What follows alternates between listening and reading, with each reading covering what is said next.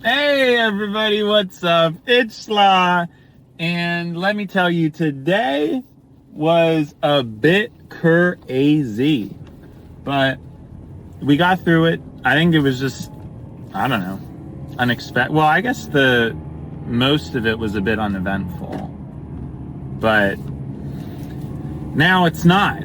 I don't know, just processing a lot of things. Something I was thinking about was I've been wondering, since my recording output is so high, I've been wondering, like, how am I going to space out my uploads? Because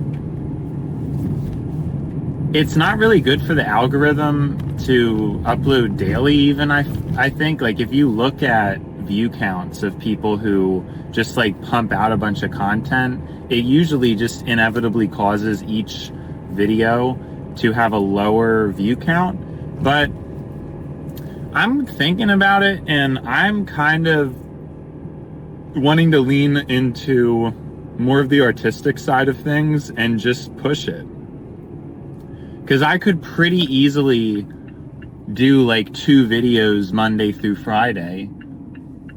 I could see myself doing that. Now, it won't always be the case, because you know, some days I'm not always going to be able to do the car podcast. Like, so maybe 10 a week is a bit of an overshoot, but it's possible. And on some days I might even record something when I get home on top of that. But I'm thinking of how to manage that, because like nobody would recommend that you do that. So I would just be totally like pushing it, going off the walls. But I already have a stockpile too, because I'm already, what episode am I up to? If Friday night was 1, and then I've done every day except for last night, that is Monday, Tuesday, Wednesday 6, Thursday would be 7, and then today 2. I've done 10. I've already done 10, and I haven't even uploaded any yet. Like today, I already said this morning, but it was the 23rd. So I have like so many.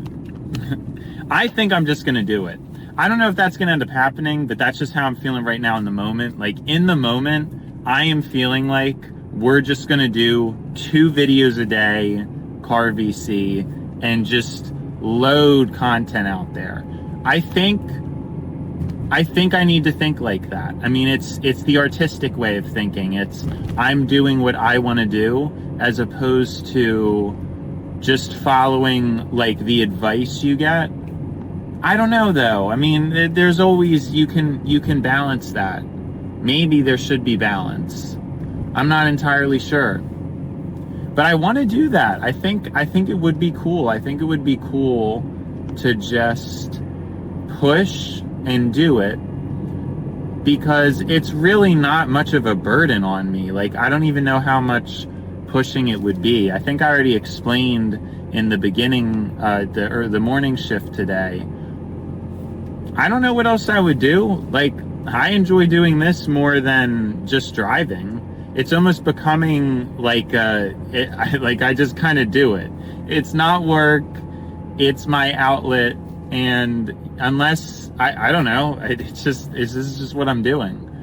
And yeah, like the only thing I was mentioning is stuff about like, you know, oh, like what if I have a bad day? You know, what happens then? And stuff like that. But you know, I might just want to listen to music, might just want to have a silent ride or something, but I don't even know that that's going to happen. I really question that. Knowing me at this point, I feel like if I had a bad day, I may just want to tell y'all. I may just want to put it on camera like, hey, today's stank. And having that vocal output is always so good for me. So to have it through this medium is perfect. It's like I've had the perfect solution to all my problems right here this whole time, and I've never even, it just never dawned on me. I don't know, to just pull out the camera and start recording. I don't know why it didn't. I know I've said this before, but, and I was about to say, because I had two topics I was going to talk about. One of them was whether we go the artistic or the logical route.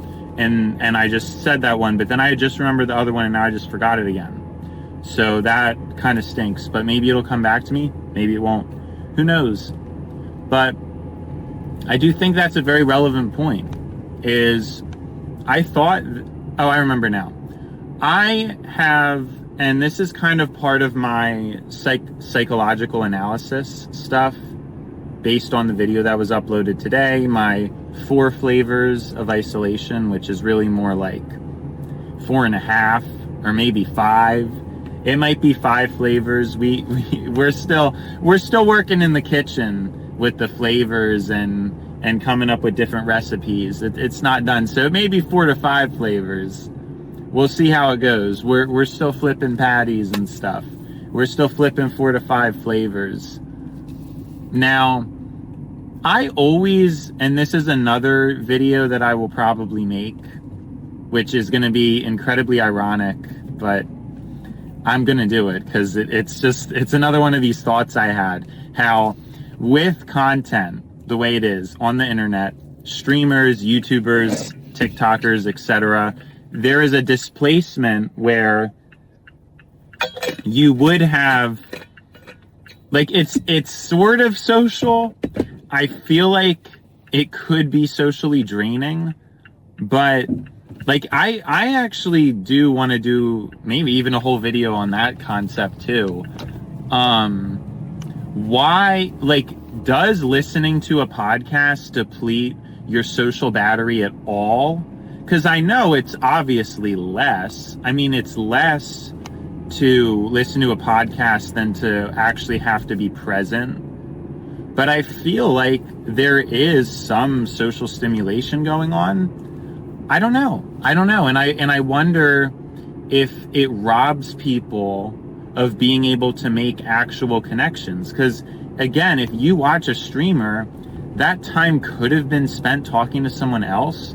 Or even if it's not a one-to-one comparison, you probably could have would have ended up spending more time, let's say, calling your friend on Discord as opposed to just watching a stream. I think it creates inequality because oftentimes streamers, and I mean, I'm included in this, were vocal geniuses, and we're like, you tend to be the yappers and the talkers. There are streamers, they're YouTubers, and they're in like the upper percentiles of linguistic and vocal potential and expression, sometimes even genetic appearance.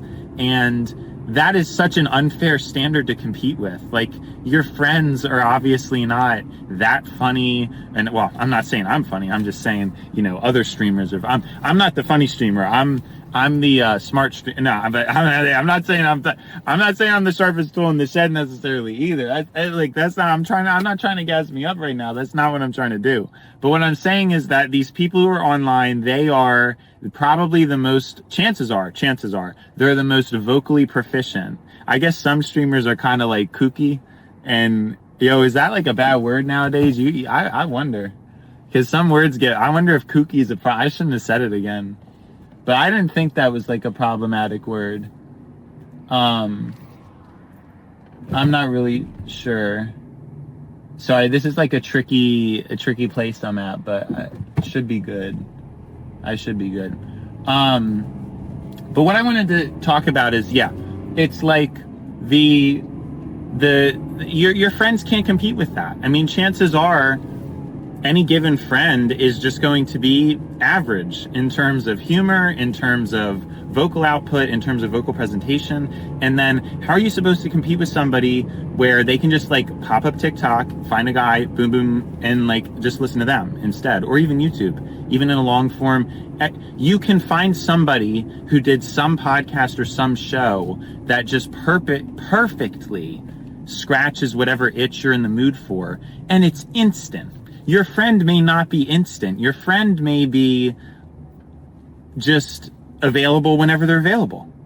So it's tricky. I think it's a very tricky thing to think about the ramifications of that. It obviously leads to further inequality because you're allowing the people who already have been given better executive function, neurological calculation, verbal adeptitude. I don't know what I'm thinking of. Verbal dexterity maybe is a good way to describe it. Those people which already would have an advantage anyway, chances are, even if we're pre-tech, people with all those things probably get a better life. People who are good at communicating, it is it's probably the most important skill, right? In terms of if you have a baseline for success, physical appearance, right? Communication skills. These are the trademarks of what if you could pick anything, those are kind of it, right? Looks, good mouth, right? But those people have even better lives now because now they just kind of get fans and they're just good.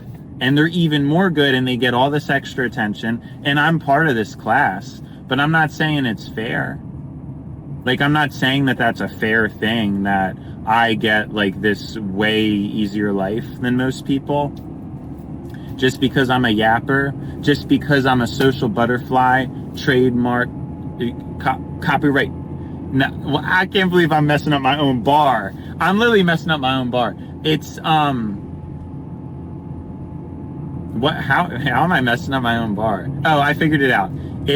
I'm a social butterfly. I'm a textbook chatterbox. I just get a better life now because I happen to be born in a time where there are these mediums to interact with. And yeah, I think you guys are done with this stupid me going on and on about myself. My bad, y'all. I'm just, you know what I'm saying? But yeah, I actually, that's the whole problem. I have a lot of ethical issues and ramifications with the system, but I don't, this is what I'm supposed to do. So, I mean, I'm meant to be using the internet. I'm obviously, my life has been almost perfectly constructed to meet this moment. So I can't not do it, but I'm very self-aware of what I think the ramifications are, and maybe someday I'm going to shut it all down. When I'm president, just forget it. No more streamers, no more YouTube, no more Twitch. But yeah, so that was kind of always making me, I guess, skeptical of the medium. In addition to the other things I've mentioned. Yo, he went into the shoulder for that pass. He passed me on the right. He went in the shoulder. It was also fear. I mean, I have fear of acknowledgement and recognition, obviously, because I don't really think, a lot of people always recognize my charm. No, I'm serious. I got it cool with that stuff. There was always a charm, but I felt like I was always restricted in terms of a lot of the deeper stuff I would want to get into. Maybe the people who maybe I have so much different things or ways I can present myself, this is not to mean I have hidden sides of me or unhidden sides of me. This is just, I have a lot going on, and I don't think people like that. I think people want to be able to look at a person and say, okay, this person is this way, and that's who they are. And they want it to be simple. And maybe that is true for a lot of people, but it's not true for me. There's just different sides of me. It's not enough to get out in one conversation. And I don't think people are very respectful or understanding of that. And I think it's just so much for them to process, that somebody could have all these different things going on. And I think it is unsettling, maybe even for people. It's heavy. People really want to look at somebody and just apply a bunch of labels onto them very quickly. And of course, I think this is an issue with anybody really, but the amount of depth that I have as a person is just, it's so much. I mean, I've already talked a lot, 10 episodes. Each episode is 30 or 40 minutes. That's like 6 hours of content easily, 7 hours. A lot of people may not even have that much to say, right? I'm not wrong in saying that. And it's not work to me. Like, this is so not work. This has been like, this is my video game. This is my thing that like I want to do. It's not work. I don't think I'm going to get burnout from it because of that. Now, I do want to, I guess, get into work, right? Where it's like, okay, writing a script, doing some kind of a formal, squeaky clean kind of presentation. I do want to get to that because I think that there's a lot of potential with that. But I'm not sure if that is going to be my main thing. I think that I really would want to do a lot of things unscripted. I think that that is really where I want to be. If I'm going to be honest, I kind of see myself as a good interviewer. I think that I'd be very good, and I am very good at interviewing. I would love to interview people.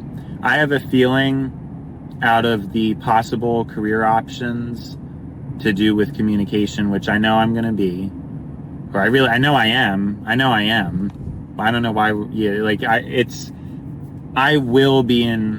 am in a career with that. It's just, it's me. I'm a communicator. So, someone honking at me, like, for what? You know what I'm saying? Like, people are crazy. I hope the mic picked that up. Because we're not going anywhere, so I don't know who's honking. We're not going anywhere, I don't know who's honking. Yeah. I mean, I don't even know what I was getting at. I'm trying to remember. We were talking about how I didn't really like the inequality as a result of a lot of the internet and social media stuff. Also, a lot of social media people, they typically come from already wealthy families, and that's like a whole other thing to get into, because again, I mean, in the beginning of the internet, you kind of like, you could have had a lot of poor people who maybe, yeah, it was like their chance, their time to shine. But at this stage, it's not really like that, because at least my theory initially right now is, let's say back then cameras were kind of low quality.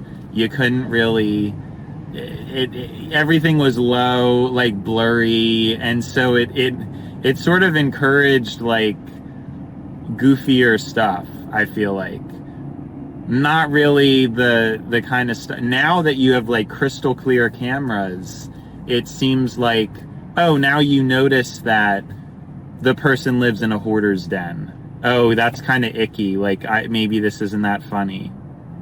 There was a charm. I think there is too. There's a charm to low resolution videos, because even now you do see some artists, like they make a music video and there's a filter on it to make it look like it was older. And that's happening a lot. So there's definitely a charm to that. And it's just gone now, because things are basically at the point where cameras are like perfect. I don't know. I mean, we're almost there. I still think front facing cameras are like a little bit like not perfect, but even the front facing cameras are pretty good. Like I'm definitely looking pretty good right now. Nah, I'm playing. No, but yeah, no, I don't know. This isn't like work to me, but I do want to work, but it's very difficult for me to script and read a script. That's more difficult. I think the end product could be better, because of course, like, if something is written, because I do write a little bit, and obviously when you write, it's inevitably going to be better. I mean, even what I'm probably the best freestyler that I know in terms of off the dome. Not rapping, but speaking, right? I'm the best at speaking that I know in terms of freestyle. Off the dome, just saying stuff. I don't meet a lot of people like that. Although some of the like YouTubers I watch are also like that. I think we kind of connect, people who are like that. But writing stuff in a script is like, it's kind of not, it's like uncomfortable for me. And even reading off of a script. So I wonder, because there's two ways of looking at that. There's the way of saying like, well, it's something I need to master and cultivate. And maybe if I do, I could become the ultimate speaker. Or what if like it's just really not for me? What if it's just not? Because I think that's possible too, because it's difficult. Like I don't want to like, I mean, writing is one thing. I think writing is good in its own right, but what I'm saying is to have to write and then to have to recite, not really comfortable for me. I don't really like it. It's just not me.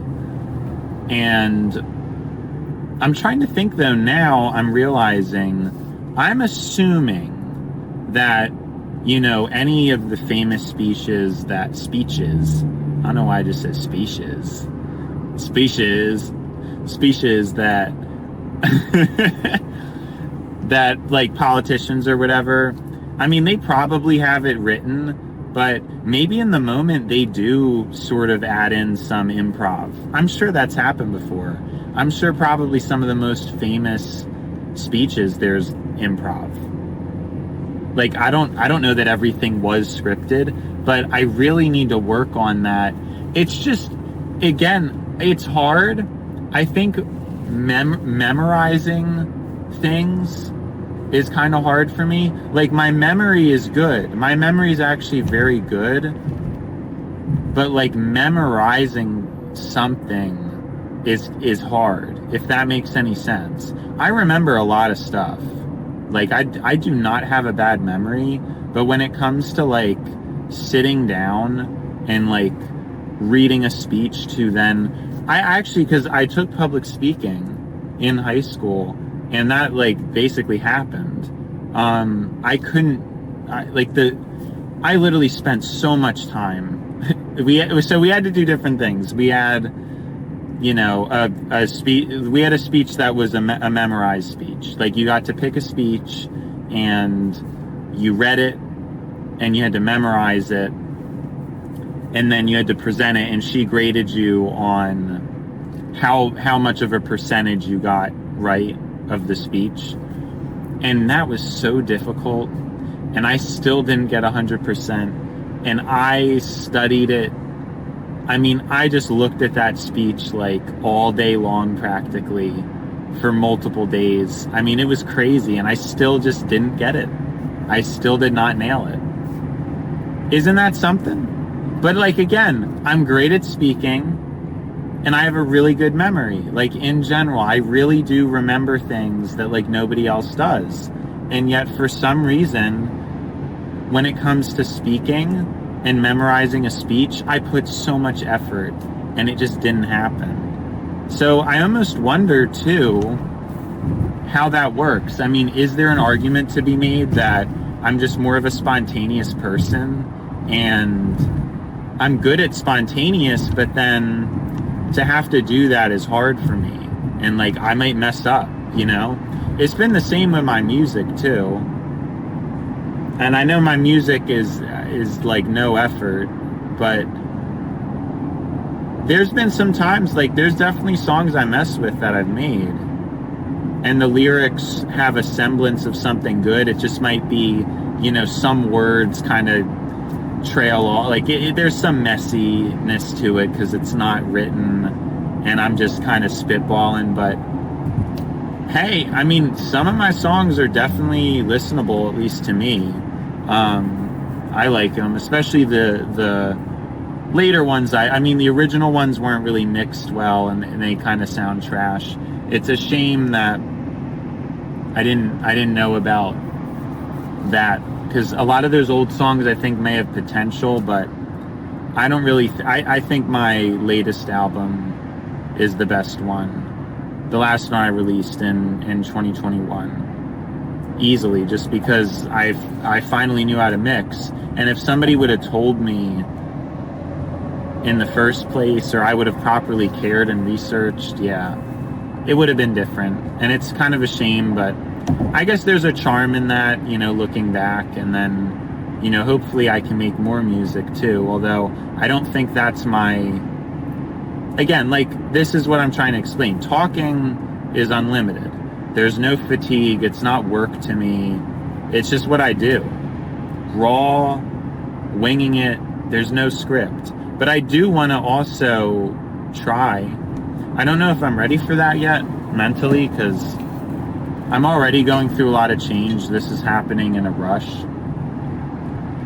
I mean, I'm going from a period of 4 years where I didn't even have the confidence or the voice to do it. I mean, it was a miserable time. I don't know. I was too afraid to upload anything due to lack of recognition, I guess. I mean, there's other things too. I guess I could try to think about all the other reasons. I wanted to work on my private life. I spent a lot of time talking to people in private, but not really to any avail. I gained a lot of experience, though. I think it was valuable.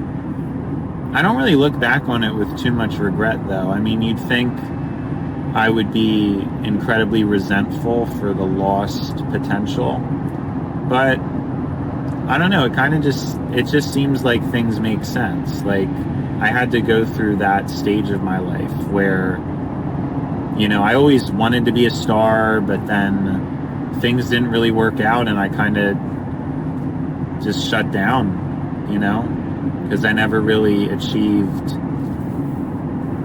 what I wanted. And so it was very upsetting for me. And it's funny because during those 4 years, I mean, I didn't really think of being famous. If anything, I was like scared of being famous. I almost like didn't want to be famous. I think there's still a part of that in me too, like a fear of it. I don't know that I don't know that I want to be, but I think that I'm going to be. Like, I don't know. That's just kind of how I feel about it. But I think what's changing with that is I think I always wanted to be, and then I've been coping with it in saying that I don't want to be. I think deep down I do. I think deep down, and it's to have fame, to have recognition, to have a legacy. And not in the shallow sense. I mean, I want to, you know, music's cool, but I really want to be able to come up with solutions to things, or to be able to really help people. You know, it's not just about me. It's also about what can I do to help? Because I see a lot of hurt, and I want to assist. And so that's kind of what I hope for. I'd obviously like to have my music be successful, but I don't know that, I mean, if that is my main fame, that's fine. But I want to know that there's a legacy, that like I really did something. And if that's like a contribution to psychology, or, you know, theories about how therapy works or should work, even if it's just how society should be structured. And I just want to do the right thing, really. I don't know that I want to just be like a shallow celebrity. Although it's a side of me that, I mean, I could maybe also do that. It's a little crazy to say that, but I feel like it's possible. It just usually doesn't work out that way because, you know, a lot of people chase fame or you know, it's a lot just to do one thing, right? It's so much more to have like two sides like that. So who knows? I mean, we're so early. I have such a life ahead of me, right? It's really going to be interesting looking back on these videos and really being able to see so like mapped out how things are going, where it started, all that stuff. I think it's really cool. It's like a diary in a way, but it's what I would, you know, because I don't think you'd catch me like writing a diary, but you could catch me speaking a diary. And I guess to get back to that point about me having issues with the medium of YouTube, and I still do, I still think that like in a perfect world, you would want to just have a friend to talk to, like you wouldn't want to have to tune into me.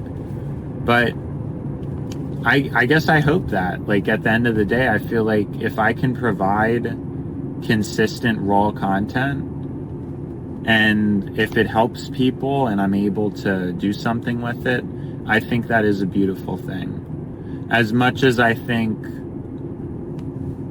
the nature of what I'm doing is problematic for society at large, I don't know. Right? I don't know, because I could really, well, I hope so. Right? I hope people who are listening, it's like a nice thing.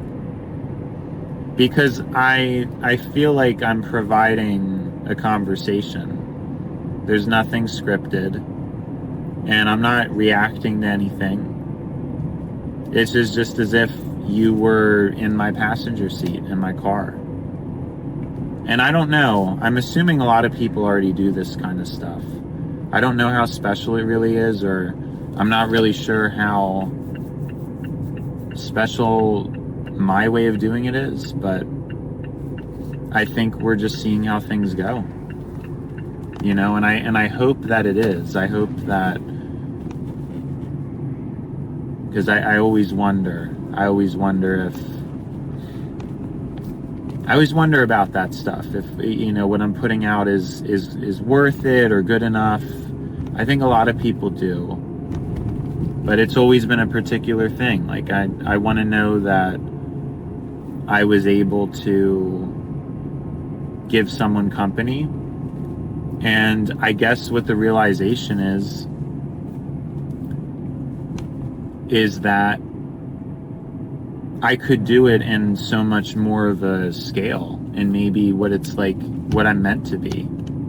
Because I'm going to be completely candid about it. My experiences with just friends and even relationships is I just tend to be a heavy person. I have a lot to say. I love to talk, and I feel like I give a lot. I give a lot of my voice to others,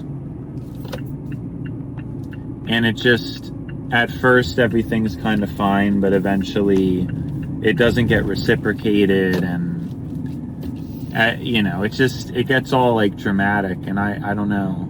I feel like the outlet of YouTube is potentially just the perfect fit for me, and I don't know how I didn't see it sooner, but it's basically a way where I can push out everything I want, and it doesn't matter, you know, if one person gets overstimulated or not. You can just choose to watch the video or not. And then when it comes to interacting, it's really the same thing. It's just that I'm putting my energy, instead of just putting it into a person or into people, I'm putting it into like a permanent source.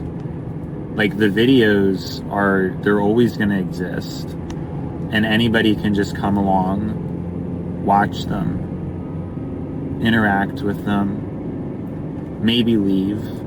But then there could always be people to join in at any point. And I don't know why I never thought about that before, because my whole thing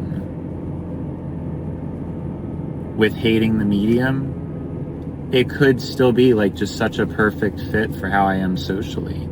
And I don't know why I haven't understood that until now.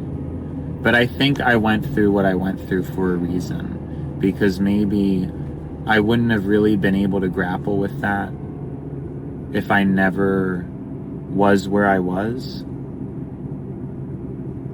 If that makes sense. I think it does. It gave me like perspective to be where I'm at now.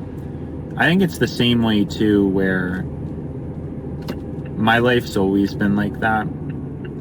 It was super slow. I didn't even have a job until I was 21 and a half, I think, is when I had my first job.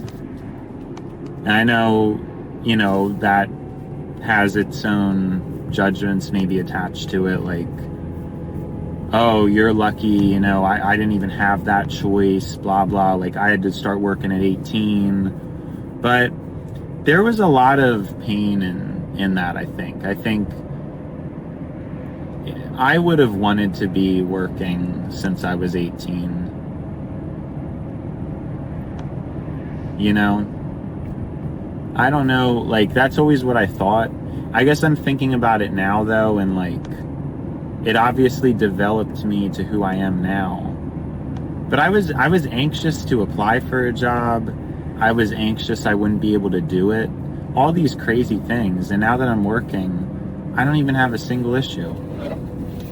Like, I've never been late, not once, and I went from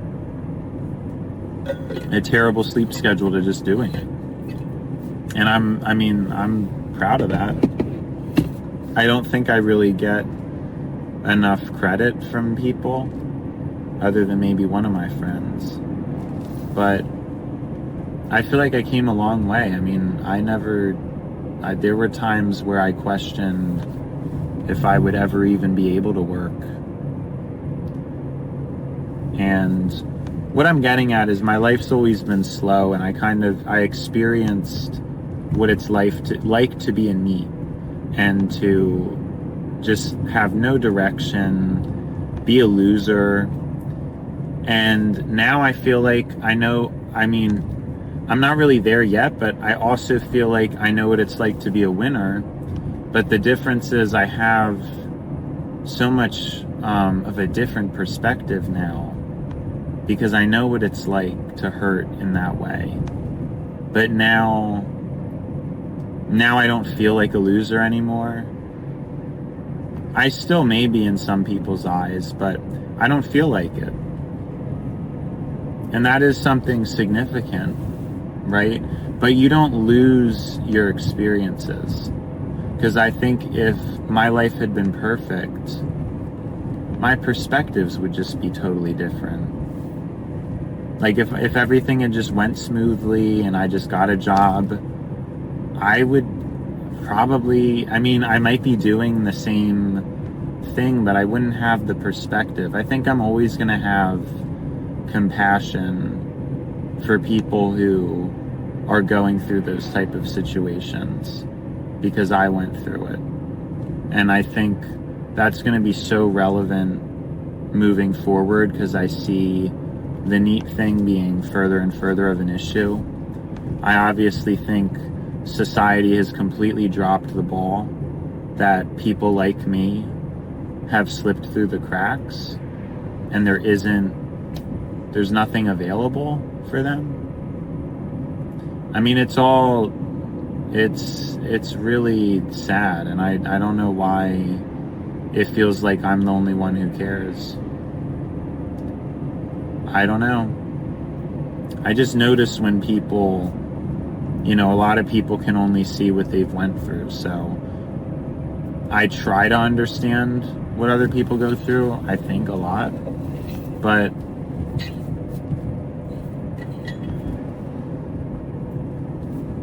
at the same time, I think what I've specifically experienced is good. I think it was good for me. And there's really nothing but gratitude. There was a reason why I was miserable, because I didn't have my outlet. And it was always just, I thought in order to talk, it had to be with other people. I just didn't think that a camera would be able to do the same thing. And again, I have issues with the mediums. Like, I don't like YouTube. I don't really like what it's done to society. I don't like any of those platforms, really. But again, I guess I have to understand the two sides of that. Like, just because the platform isn't good, I could still potentially connect to people on here. It's not, I don't know, like, just because the platform's evil, I don't think that means like I need to boycott it. I think there's been a lot of lessons like that where I do have mindsets like that are a bit hardcore. And as I've gone through life, I think God has showed me that I'm supposed to go through these extremes, but understand the middle and have like an understanding of what is real balance. You know, because I think people know that as advice. They know it's important to be balanced. You don't want to like be too far out there. But you have to wonder, a lot of people don't even have the context as to what balance would be. I think people shoot to the middle of whatever their subjective experience is. But if you haven't felt all sides of the story, I don't know how you could even know what balance is. And I think that's something I think about a lot, where people assume normal is whatever is just currently normal. Like whatever our society happens to think is normal. But there's a lot of things nowadays that, and especially from the 60s to the 90s, that were not normal expectations. Things were so great then, but people expect them now. Everybody just, I don't know. And so that balance thing is like an important point to bring up. People nowadays may see a balanced life as, well, you play, you mess around with, you mess around, blah, blah. Whereas with me, is that really balanced? Because humans barely even had free time before. Now it's normal for someone to just be a gamer and play video games for like a few hours a day. Is that normal? Is that healthy? Is it a good outlet? And I think what I'm doing is a good outlet. But I've wasted a lot of time too. But is that normal now? And so is it fine? Because it's normal to us? It's just what I wonder. And so when it comes to balance and knowing what is healthy, how do we know it? If all we've seen and all we've known is just out there, it's not good. It's not normal, but it's what our normal is. So when we interpret everything, that's how we see it.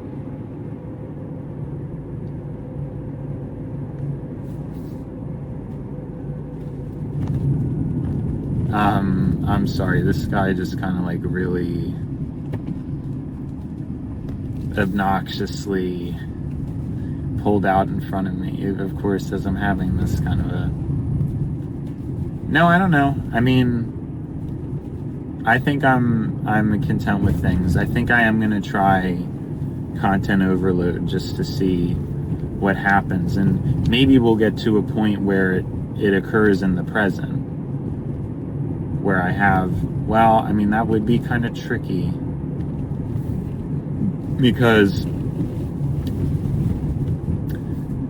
what I'm saying is, it would be cool if the second after I recorded them, they just went up, but I don't think that's gonna happen. I think it may be, I could do like a day behind or something. I think that's, or really, I mean, the more days, like maybe like a week behind could work. Something like that. Right? I don't know. I'm just like putting ideas out here. But then I'd have to post, I guess I might post episode 1 tonight, because that was on a Friday night shift. So in order to have everything like correct, I may do that. I think 1 week off is kind of a good standard to have, maybe, because every day gets a little tricky, but every week is good, because, you know, it gives me a lot more leeway to work with in uploading and scheduling things. So interesting. I don't know if I'm actually going to do that, but it just kind of popped up to me, so who knows, maybe I will. It's kind of an interesting idea, I think, because yeah, I could just upload Friday nights tonight, and then this week's Monday through Friday, and I could just schedule them to the times they were, but it would just be like 1 week off. Yeah, well, anyways, I'm home, and so Sla out.